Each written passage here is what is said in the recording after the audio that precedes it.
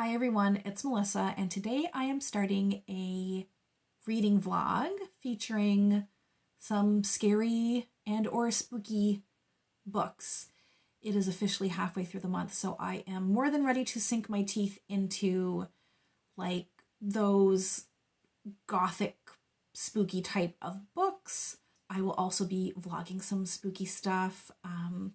I have a Halloween themed puzzle I'm planning to do because that's the kind of life I lead. Very exciting.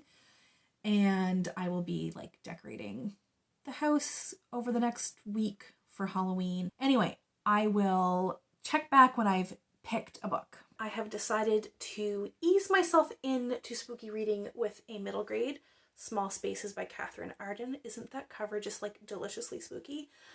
I have read Katherine Arden before, not anything middle grade. I have read The Bear and the Nightingale, which I actually didn't care for that much. However, one thing I did like about that book was the general like atmosphere and setting, so I'm hoping this has plenty of that.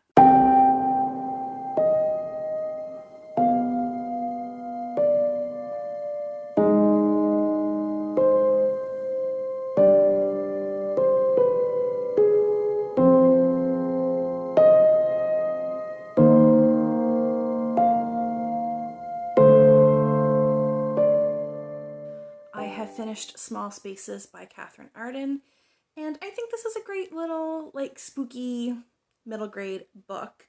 The main character is Ollie. She has lost her mother the year before and she's kind of struggling in school and with friendship and just with life in general, and she ends up the center of this like supernatural occurrence, her along with a busload of other kids on a field trip, and it involves like walking scarecrows, and it was full of like really creepy, like kind of chilling imagery about these scarecrows with these like wide but kind of vacant grins.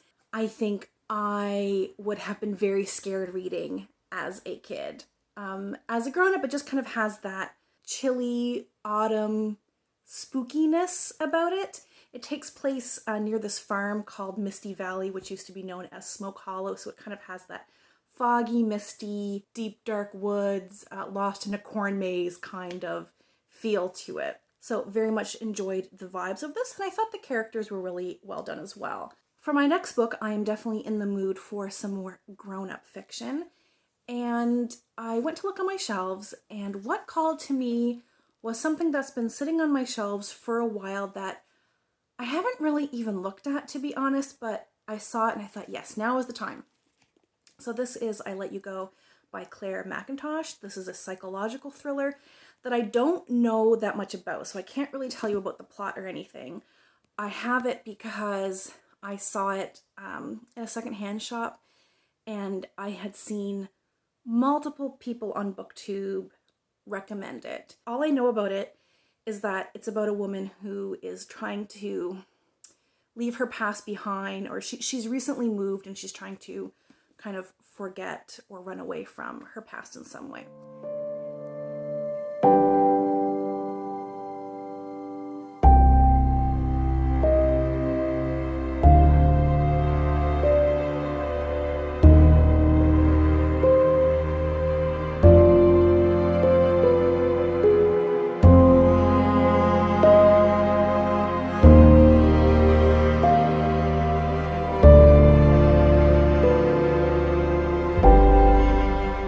I finished I Let You Go by Clare MacIntosh and I loved it.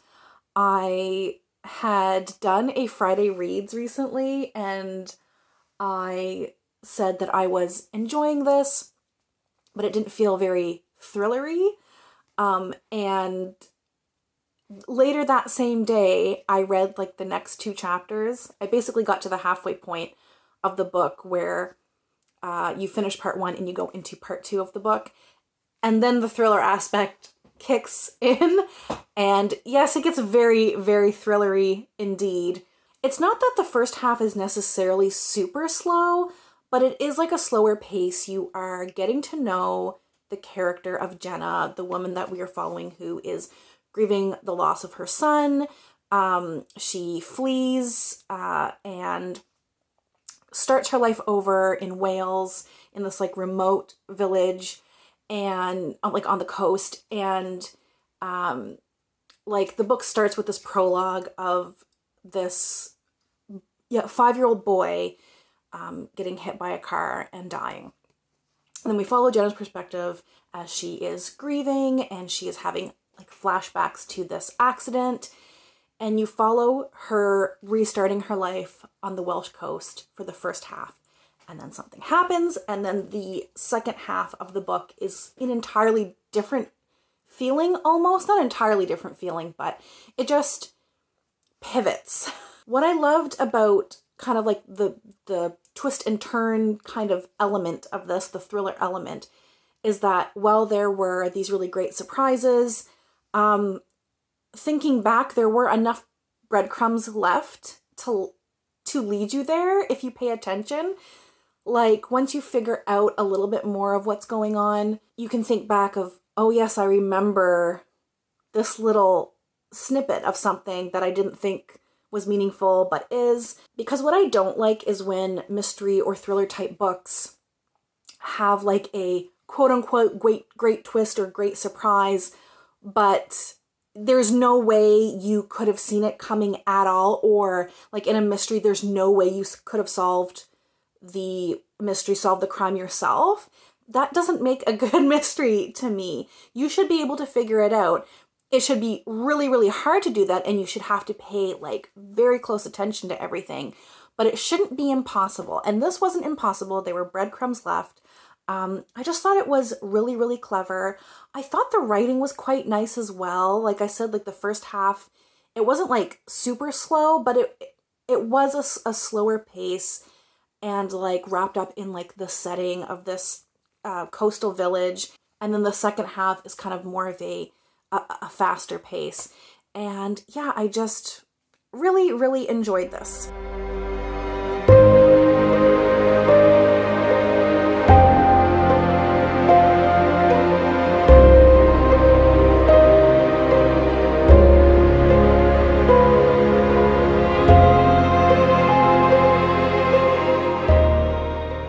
This is the final update as I wrap up this vlog. So I might have lost some footage, so we'll catch you up a little bit on what I was reading and DNF'd. So I had chosen My Heart is a Chainsaw by Stephen Graham Jones because I was in the mood for some horror, and I read about 20% of it and decided to DNF it. There were some like good parts of it, but I just wasn't like feeling the story. I had read The Only Good Indians by Stephen Graham Jones last year or the year before, and I really enjoyed that. But this one just like, it wasn't ramping up in the same way, or it wasn't setting the scene in the same way. Like, it was scene setting, but I just didn't find the character or like the angle he was going for that compelling. So like the main character is this girl who's really into like slasher films, and there's even little snippets of like a report she wrote for her like history teacher, like talking about slasher films and like the history of slasher films. It's like she's very into it. And like, I know obviously the book is going to like put her basically in an actual like slasher situation, but it just like wasn't the vibe for me. So I ended up DNFing that one, and I wanted to read one more kind of like spooky season book. And I looked at the horror on my shelves and I wasn't feeling any of them. But then I saw something that's not strictly horror, but it is like dark. So I read Lost Boy by Christina Henry, and I absolutely loved this. So this is like a take on Peter Pan, where we are looking at it as if Captain Hook used to be a lost boy. The original Lost Boy. That's not a spoiler. It says right on the cover, the true story of Captain Hook.